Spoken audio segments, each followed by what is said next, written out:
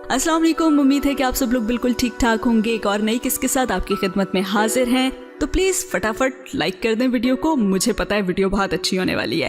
खैर चलते हैं नॉवेल की तरफ और आज जाने जहां पेश करने वाला है मुसफ़ नॉवेल की किस्त नंबर 42।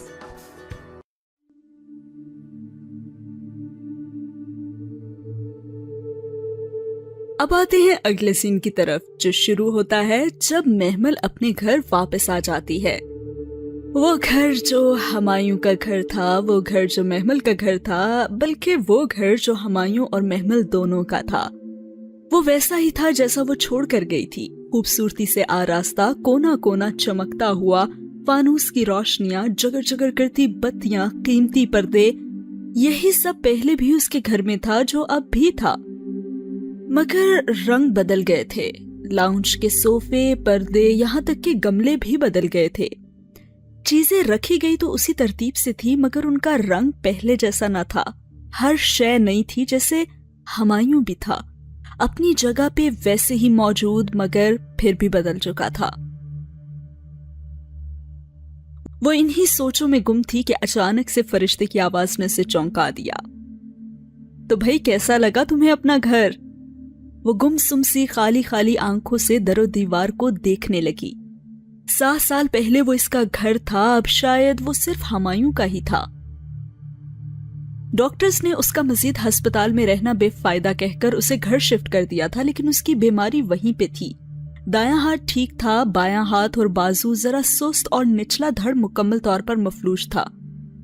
वो कहते थे कि वो अचानक भी ठीक हो सकती है और सारी उम्र भी इसी तरह रह सकती है, बस आप दुआ करें। अब वो क्या कहती? क्या आपको लगता है कि हम दुआ नहीं करते? मगर ऐसी बातें कहाँ कही जाती हैं। फरिश्ते उसे लाउंज के साथ बने कमरे की तरफ ले गई। उसने वो उसके मुताबिक सेट करवा दिया था। जैसे ही वो कमरा महमल ने देखा, उसने फौरन से फरिश्ते से पूछा, मगर मेरा कमरा तो ऊपर था फरिश्ते। हाँ महमल, लेकिन देखो सीढ़ियां चढ़ना इस व्हीलचेयर के साथ। उसने बात अधूरी छोड़ दी और उसने समझकर सर हिला दिया। फिर से महमल ने उससे पूछा, और हुमायूं का सामान? कुछ देर बाद चीजों का जायजा लेते हुए वो आखिरकार पूछ ही बैठी कि उनका सामान किधर है। हुमायूं तो हाँ, मैंने उसे कहा था, मगर आई थिंक वो अपने कमरे में ज्यादा कंफर्टेबल होगा। तो क्या वो यहाँ नहीं आएंगे? महमल शिश्तर रह गई थी।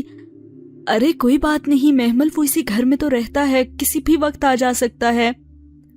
फरिश्ते खामखा शर्मिंदा हो रही थी और महमल तो बज़्ज़त थी। नहीं फरिश्ते, तुम उनसे कहो कि वो मुझे यूं अकेला तो ना करें। उसने बेख्तियार फरिश्ते के हाथ पकड़ लिए। उसके होश में आने के बाद वो सिर्फ एक ही दफा तो उससे मिलने आया था, फिर तो कभी आया ही नहीं। लेकिन फरिश्ते भी क्या कर सकती थी। वो कहने लगी, देखो महमल प्लीज, मेरे लिए तुम दोनों ही बहुत अजीज हो। वो मेरा कजन है और तुम मेरी बहन हो, इसलिए मैं नहीं चाहती कि मेरी किसी बात से वो या फिर तुम हर्ट हो।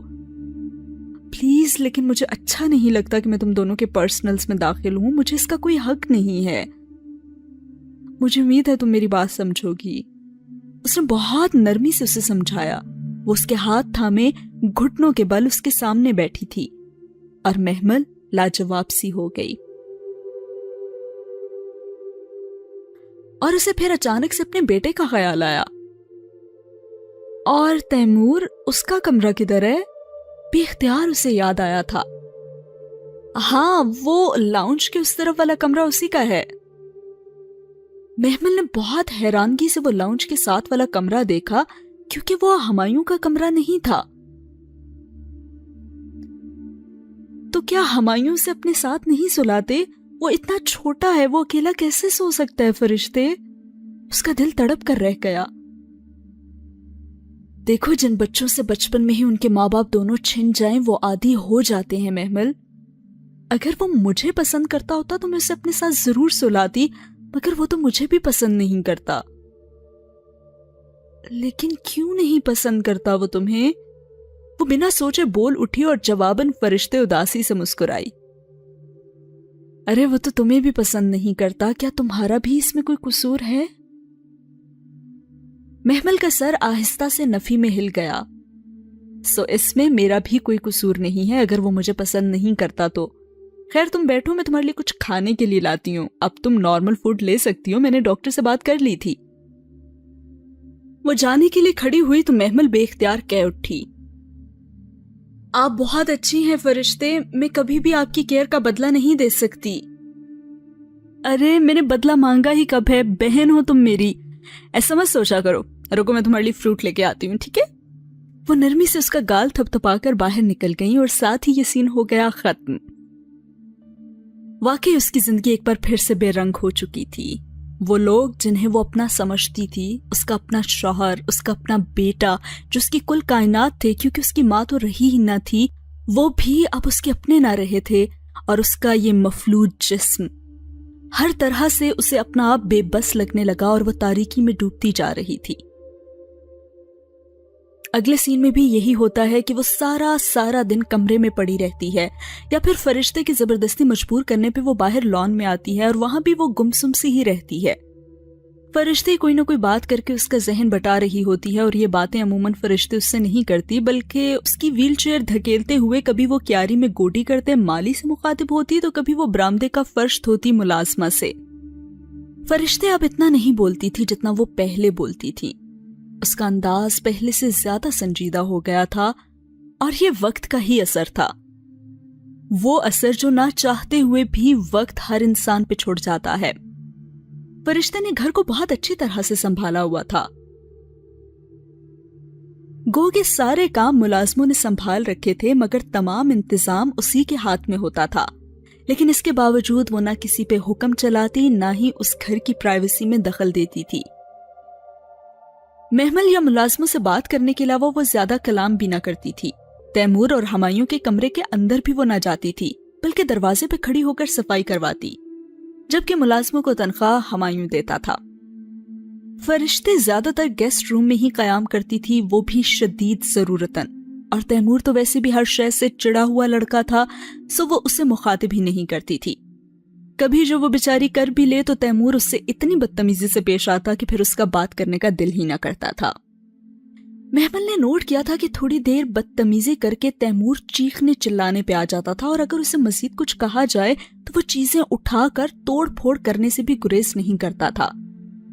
اس لیے فرشتے بہت محتاط طریقے سے اس گھر میں رہ رہی تھی، جیسے اس کے ذہن میں تھا کہ اسے جلد ہی یہاں سے چلے جانا ہے۔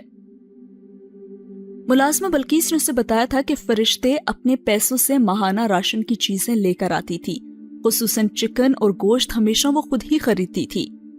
جب ہمایوں کو پتا چلا اور اس نے اسے روکنا چاہا تو فرشتے نے صاف کہہ دیا کہ اگر اس نے اسے روکا تو وہ واپس اسکاٹ لینڈ چلی جائے گی، اور نتیجتاً ہمایوں خاموش ہو گیا تھا۔ صاف ظاہر تھا کہ وہ ان پہ بوجھ نہیں بننا چاہتی تھی، اور شاید اس کے ذہن میں یہ ہوگا کہ کوئی اسے مفت خورا نہ سمجھے۔ اپنی عزت نفس اور وقار کو اس نے ہمیشہ قائم رکھا تھا۔ محمل خود کو اس کا زیر بار محسوس کرنے لگی تھی۔ ہمایوں سے اس کی ملاقات نہ ہونے کے برابر ہوتی تھی، وہ کبھی دوپہر میں گھر آتا اور کبھی رات کو، کھانا وہ اپنے کمرے میں ہی کھاتا اور پھر وہیں رہتا، اکثر بہت رات گئے گھر آتا۔ وہ انتظار میں لاؤنج میں ویل چیئر پہ بیٹھی ہوتی، اور جب وہ آتا سرسری سا حال پوچھتا اور اوپر سیڑھیاں چڑھ جاتا، اور وہ اس کی پشت کو نم آنکھوں سے بس دیکھتی رہ جاتی تھی۔ جبکہ تیمور دوپہر میں اسکول سے آتا تھا اور وہ کھانا ڈائننگ ٹیبل پہ اکیلے ہی کھاتا تھا، اگر محمل کو ادھر بیٹھے دیکھ لیتا تو فوراً واپس چلا جاتا تھا۔ نتیجتاً بلقیس اسے اس کے کمرے میں کھانا دے آتی، وہ جنک فوڈ کھاتا تھا اور برگر پیٹیز کے ڈبوں سے فریزر اور فرینچ فرائز کے لیے آلووں سے سبزی والی ٹوکری بھری رہتی۔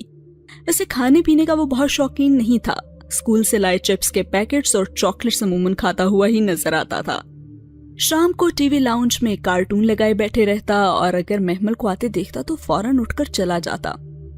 تو یہ تھی بس اس کے گھر کی روٹین۔ ہمایوں کیا کرتا تھا اور تیمور کیا کرتا تھا، فرشتے کیا کرتی تھی، اور وہ بے بسی سے بس ان کو دیکھتی رہتی تھی۔ وہ جان ہی نہ پا رہی تھی کہ وہ اتنا ناراض کس بات پر ہے، آخر اس نے کیا ہی کیا ہے۔ کوئی تو راز ایسا تھا جو اس کے سامنے نہیں آ پا رہا تھا، اور سب اس سے کچھ نہ کچھ ضرور چھپا رہے تھے۔ اس گھر کے وہ 3 مکین اجنبیوں کی طرح رہ رہے تھے اور اب وہ چوتھی اجنبی ان کی اجنبیت کو بٹانے آ گئی تھی۔ اور فرشتے ساتھ میں شام میں مسجد بھی جاتی تھی اور وہ غالباً اب شام میں کلاسز بھی لے رہی تھی۔ محمل نے ایک دفعہ اس سے پوچھا تو وہ اداسی سے مسکرا دی تھی۔ صبح کی کلاسز لینا ہسپتال کی وجہ سے ممکن نہ تھا نا، تو مختصراً بتا کر وہ حجاب درست کرتی باہر نکل گئی تھی۔ وہ محمل کا بہت خیال رکھتی تھی، اس کی دوا، اس کا مساج، مفلوج اعضاء کی ایکسرسائز، فزیو تھراپسٹ کے ساتھ اس پہ محنت کرنا، پھر غذا کا خیال۔ وہ انتھک لگی رہتی تھی بلا کسی اجر کی تمنا کیے یا پھر احسان جتائے۔ یقیناً اچھی والی بڑی بہن تھی۔ اس شام بھی فرشتے مسجد گئی ہوئی تھی جب سیاہ بادل آسمان پہ چھانے لگے۔ ہمایوں تو کبھی بھی شام میں گھر نہیں ہوتا تھا اور تیمور جانے کہاں تھا اسے نہیں پتا تھا، اور وہ خود بس اپنے کمرے کی کھڑکی سے باہر منظر دیکھ رہی تھی۔ اور دیکھتے ہی دیکھتے دن میں رات کا سما بن گیا، بادل زور سے گرجنے لگے، موٹی موٹی بوندیں ٹپ ٹپ گرنے لگیں، بجلی کڑکتی تو ایک لمحے کو خوفناک سی روشنی بکھر جاتی۔ اسے بارش سے پہلے کبھی بھی ڈر نہیں لگا تھا، اور یہ موسم تو اس کا فیورٹ تھا۔ یاد ہے نا آپ کو پچھلے ایک ساتھ میں ہم نے آپ کو بتایا تھا کہ جب بارش ہوئی تھی اور وہ باہر جانے لگی تھی تو تائی اماں نے روک کر اس سے پکوڑے بنوائے تھے، اور وہ بے بسی سے اندر بیٹھے اس موسم کو دیکھتی رہی تھی، جبکہ وہ اس موسم میں باہر جا کر بارش میں کھیلنا چاہتی تھی۔ ہمایوں بھی نہیں تھا، فرشتے بھی نہیں تھی، اور اسے لگا وہ بہت اکیلی اور تنہا ہے۔ بجلی بار بار کڑک رہی تھی، ساتھ ہی ساتھ اس کی دھڑکن بھی تیز ہوتی گئی۔ بے اختیار اسے پسینہ آنے لگا، وہ کیا کرے، کسے بلائے، اسے کچھ بھی سمجھ نہیں آ رہی تھی۔ وہ تیزی سے ویل چیئر کے پہیے دونوں ہاتھوں سے چلاتی ہوئی لاؤنج میں آئی۔ فون ایک طرف تپائی پہ دھرا ہوا تھا، اس کے ساتھ ایک چٹ بھی تھی جس پہ ہمایوں اور فرشتے کے نمبر لکھے ہوئے تھے، وہ غالباً تیمور کے لیے لکھے گئے تھے۔ اس نے کپکپاتے ہوئے ہاتھوں سے ریسیور اٹھایا اور فرشتے کا نمبر ڈائل کیا اور پھر ریسیور کان سے لگایا۔ گھنٹی جا رہی تھی مگر وہ اٹھا نہیں رہی تھی، غالباً کلاس میں تھی۔ اس نے مایوسی سے فون رکھ دیا، تبھی نگاہ دوبارہ اس چٹ پہ پڑی۔ کچھ سوچ کر اس نے دھڑکتے دل کے ساتھ ریسیور دوبارہ اٹھایا۔ نمبر ڈائل کرتے ہوئے اس کی انگلیاں لرز رہی تھیں۔ تیسری گھنٹی پہ ہمایوں نے ہیلو کہا، اور وہ آواز سنتے ہی محمل کی آواز کہیں دور چپ ہو گئی تھی۔ وہ بہت بامشکل ہی ہمایوں کا نام لے سکی، اور وہ ہمایوں جو اس کی آواز فوراً سے پہچان جاتا تھا اس بار کہنے لگا کہ کون؟ میں محمل ہوں۔ دوسری جانب ایک لمحے کو سناٹا چھا گیا، اور پھر وہ بولا، ہاں بولو۔ مصروف سرد مہر سی آواز ابھری، آپ کدھر ہیں؟ ارے پرابلم کیا ہے تمہارا؟ قدرے بیزاری سے اس نے جواب دیا، وہ باہر طوفان آ رہا ہے اور مجھے ڈر لگ رہا ہے، پلیز آپ گھر آ جائیں۔ اس کا گلا رند گیا، آنکھیں ڈبڈبا گئیں۔ اوہو، میں میٹنگ میں بیٹھا ہوں، ابھی کہاں سے آ جاؤں؟ اب مجھے نہیں پتا، لیکن پلیز آپ آ جائیں، جیسے مرضی بھی آپ آئیں، لیکن آ جائیں نا۔ باہر طوفان کا شور بڑھ رہا تھا اور ساتھ ہی اس کے آنسوؤں میں شدت آ گئی تھی۔ میں نہیں آ سکتا محمل، فرشتے یا پھر کسی ملازمہ کو بلا لو۔ وہ جھلایا تھا۔ فرشتے گھر پہ نہیں ہیں، آپ آ جائیں نا ہمایوں، پلیز۔ کیا بکواس ہے، تمہیں سمجھ نہیں آ رہی؟ اگر تمہیں لگتا ہے کہ تم معذوری کا ڈرامہ رچا کر میری ہمدردی حاصل کر سکتی ہو تو اس خیال کو دل سے نکال دو اور مجھے میری زندگی جینے دو، خدا کے لیے میرا پیچھا چھوڑ دو۔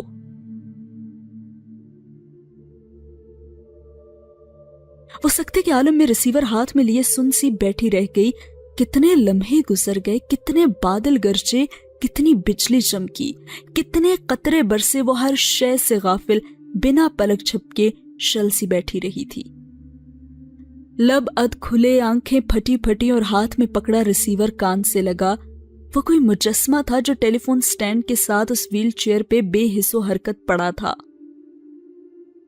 پھر کتنی ہی دیر بعد ریسیور اس کے ہاتھ سے پھسلا اور نیچے لڑک گیا۔ اس کی زمین سے ٹکرانے کی آواز پہ بے اختیار اس نے پلکیں جھپکی اور اس کی آنکھیں آنسوؤں سے لبریز ہو گئیں۔ اس کی ہچکی بند گئی تھی اور پورا وجود لرز رہا تھا۔ वो बच्चों की तरह बिलक बिलक कर रो रही थी।